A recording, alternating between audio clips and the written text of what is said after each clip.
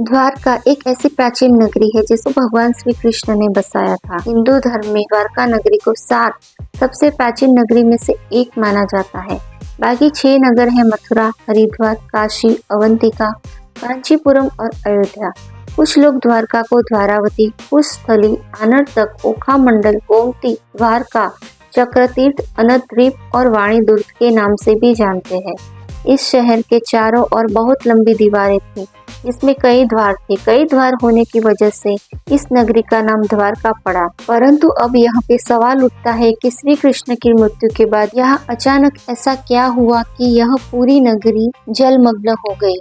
मित्रों, आज के वीडियो में हम आपको बताएंगे कि कब, क्यों और कैसे डूबी श्री कृष्ण की नगरी द्वारका। द्वारका नगरी को श्री कृष्ण की कर्म भूमि भी माना जाता है। महाभारत में वर्णित कथा के अनुसार श्री कृष्ण ने जब अंश का वध किया, तब जरासंध ने कृष्ण और यदुवंशियों का नामो निशान मिटाने की ठान ली थी और मौका मिलते ही जरासंध मथुरा और यादवों पर बार बार आक्रमण करता रहा। धीरे धीरे उसके अत्याचार बढ़ने लगे, तो अंत में यादवों की सुरक्षा के लिए श्री कृष्ण ने मथुरा को छोड़ने का निर्णय लिया और मथुरा से निकलने के बाद भगवान श्री कृष्ण ने एक ऐसे नगर की स्थापना की जो विशाल और सुसंगत था। इस नगर का नाम था द्वारका नगरी। कहते हैं कि श्री कृष्ण अपने कुल बंधुओं के साथ द्वारका में बड़े आराम से रहने लगे। समय बीतता गया।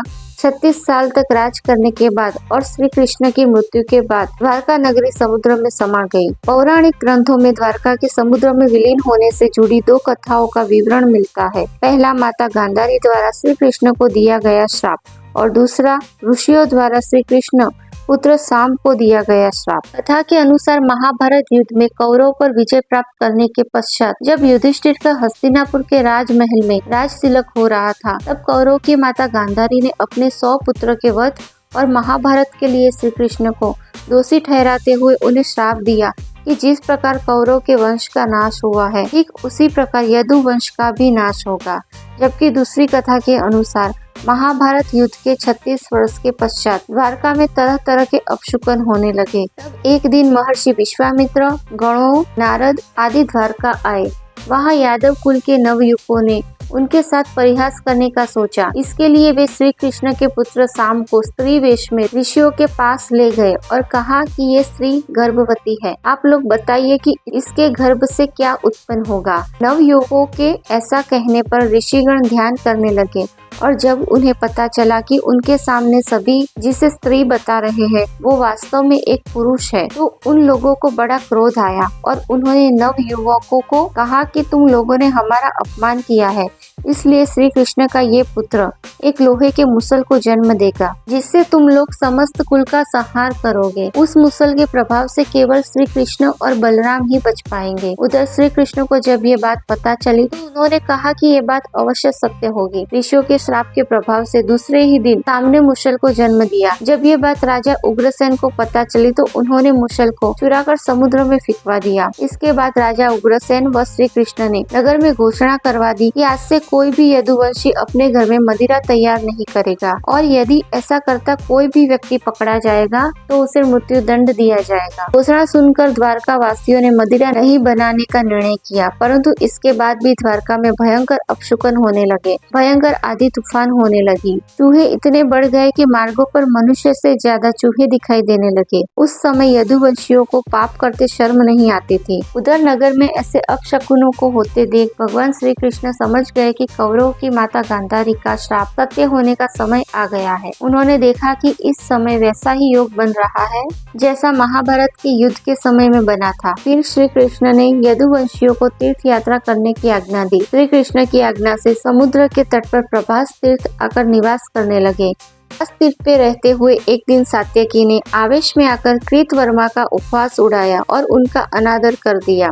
कृतवर्मा ने भी कुछ ऐसे शब्द कहे कि सात्यकी को क्रोध आ गया और उसने कृतवर्मा का वध कर दिया। यह देख अंधक वंशियों ने सात्यकी को घेर लिया और हमला कर दिया। सात्यकी को अकेला देख श्री कृष्ण के पौत्र प्रद्युम्न उन्हें बचाने दौड़े और सात्यकी और प्रद्युम्न अकेले ही अंधक वशियों से भिड़ गए, परंतु अंधक वशियों संख्या में अधिक होने के कारण वे अंधक वशियों को पराजित नहीं कर पाए और अंत में उनके हाथों मारे गए। अपने पौत्र और सात्यकी की मृत्यु से क्रोधित होकर श्री कृष्ण ने एक मुट्ठी ईर का घास उखाड़ लिया। हाथ में आते ही वह घास वज्र के समान भयंकर लोहे की मुसल बन गई। जो कोई भी वह घास उखाड़ता वह भयंकर मुसल में बदल जाती। उन मुसलों के एक ही प्रहार से प्राण निकल जाते थे। उस समय काल के प्रभाव से सभी वीर मुसलों से एक दूसरे का वध करने लगे। यदुवंशी भी आपस में लड़ते हुए मरने लगे। श्री कृष्ण के देखते ही देखते साम, चारुदेश, अनिरुद्ध और गद की मृत्यु हो गई। अंत में श्री कृष्ण ने अपने सारथी तारुक से कहा कि तुम हस्तिनापुर जाओ और अर्जुन को पूरी घटना बताकर द्वारका ले आओ। तारुक ने ऐसा ही किया। उसके बाद श्री कृष्ण बलराम को उसी स्थान पर रहने का कहकर द्वारका लौट आए। फिर श्री कृष्ण ने पूरी घटना पिता वासुदेव जी को बताई। यदुवंशियों के संहार की बात जानकर उन्हें भी बहुत दुख हुआ। श्री कृष्ण ने वासुदेव जी से कहा कि आप अर्जुन के आने तक स्त्रियों की रक्षा करें। इस समय बलराम जी वन में मेरी प्रतीक्षा कर रहे होंगे। मैं उनसे मिलने जा रहा हूँ। ये कहकर श्री कृष्ण बलराम से मिलने चल पड़े। वन में जाकर श्री कृष्ण ने देखा कि बलराम जी समाधि में लीन है और देखते ही देखते वह शेषनाग में परिवर्तित हो गए और भगवान श्री कृष्ण से आज्ञा लेकर वैकुंठ धाम वापस लौट गए। उधर बलराम जी द्वारा देह त्यागने पर श्री कृष्ण वन में घूमने लगे। घूमते घूमते वह एक स्थान पर बैठ गए और गांधारी द्वारा दिए गए श्राप के बारे में विचार करने लगे। देह त्यागने की इच्छा से श्री कृष्ण ने अपनी इंद्रियों का संयमित किया और महायोग की अवस्था में पृथ्वी पर लेट गए।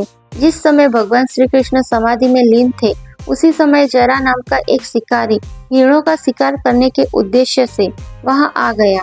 उसने हिरण समझ के दूर से ही श्री कृष्ण पर बाण चला दिया।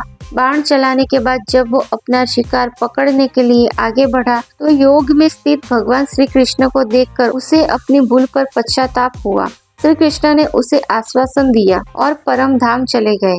इधर तारुक ने हस्तिनापुर पहुंचकर यदुवंशियों के संहार की पूरी घटना पांडवों को बता दी। यह सुनकर पांडवों को बहुत शोक हुआ। अर्जुन तुरंत अपने मामा वासुदेव से मिलने के लिए द्वारका चल दिए। अर्जुन जब द्वारका पहुंचे तो श्री कृष्ण की रानियां उन्हें देखकर रोने लगी।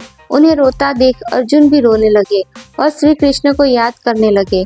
इसके बाद अर्जुन वसुदेव जी से मिले। वसुदेव जी ने अर्जुन को श्री कृष्ण का संदेश सुनाते हुए कहा कि द्वारका शीघ्र ही समुद्र में डूबने वाली है, अतः तुम सभी नगरवासियों को अपने साथ ले जाओ। उसके बाद अर्जुन अपने साथ श्री कृष्ण के परिजनों तथा सभी नगरवासियों को लेकर इंद्रप्रस्थ की ओर चल दिए। उन सभी के जाते ही द्वारका नगरी समुद्र में डूब गई।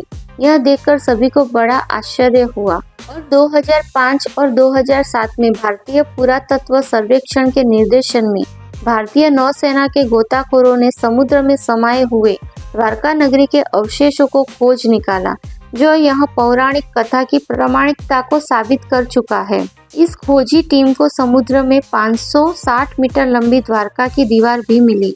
इतना ही नहीं, उन्हें पौराणिक समय के कुछ बर्तन भी मिले जो 1528 ईसा पूर्व से 3000 ईसा पूर्व के हैं। खोजकर्ताओं की माने तो समुद्र की गहराइयों में मिली यह नगरी लगभग 9000 साल पुरानी है। तो दर्शकों, उम्मीद करती हूँ कि आपको हमारी यह कथा पसंद आई होगी। अगर पसंद आई हो तो ज़्यादा से ज़्यादा लाइक और शेयर करें और ऐसी ही पौराणिक कथा की जानकारी के लिए अभी ही हमारे चैनल को सब्सक्राइब करें। धन्यवाद।